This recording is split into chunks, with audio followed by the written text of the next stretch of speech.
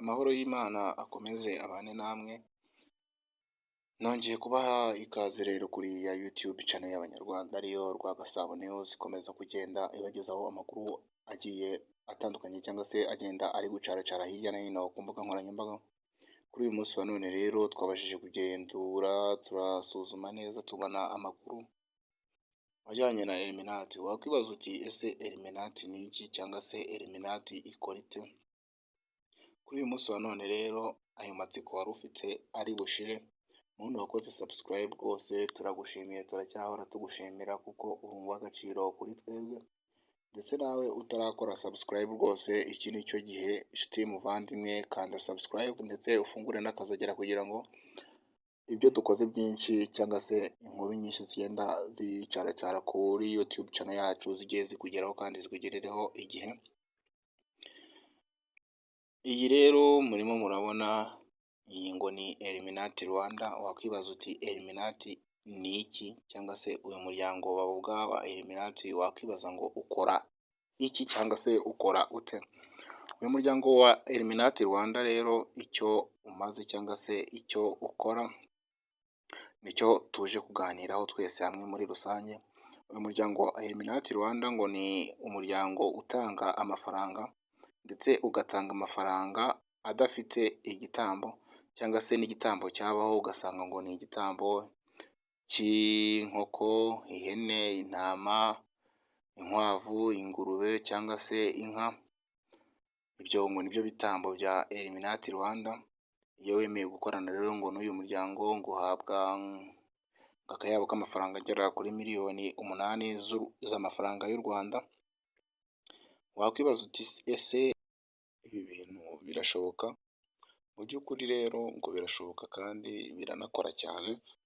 Icyo usabwa rero nta kindi ni ugusanga amafaranga ibihumbi 23, bityo ugafungurirwa account muri Illuminati Rwanda, cyangwa se ugatanga ibihumbi 13,500 nabwo ufungurirwa account nyine mu cyiciro kiri hasi kijyanye n'ayo mafaranga. Nabyo ngo birashoboka, bityo wamara gutanga ayo mafaranga ukahita uhabwa miliyoni 4 zikaze kuri konti yawe uba watanze cyangwa se kuri mobile money, bityo amafaranga andi asigaye uyahabwa ngo wageze ku cyicaro cya Illuminati Rwanda bagiye gutanga igitambo kimwe mu byo twavuze haruguru, harimo urukwavu, inkoko, ihene, intama cyangwa se inka muri rusange. Bityo rero umuryango wa Illuminati Rwanda ikintu ukora cyangwa se icyo ugamije ni uburyo bwo gutanga amafaranga. Ayo mafaranga akaba ari ayo ngo kwiteza imbere mu mishinga igiye itandukanye, bityo nawe ukaba umwe mu bagize umuryango wa Illuminati Rwanda. Ibyo bintu rero ngo birashoboka cyane kandi biranakora. Umuntu rero wese wumva ukeneye kwinjira muri uyu muryango nta kindi usabwa. Icya mbere usabwa ugomba kuba wakoze subscribe kuri YouTube channel ndetse ugakora like, share ndetse na comment.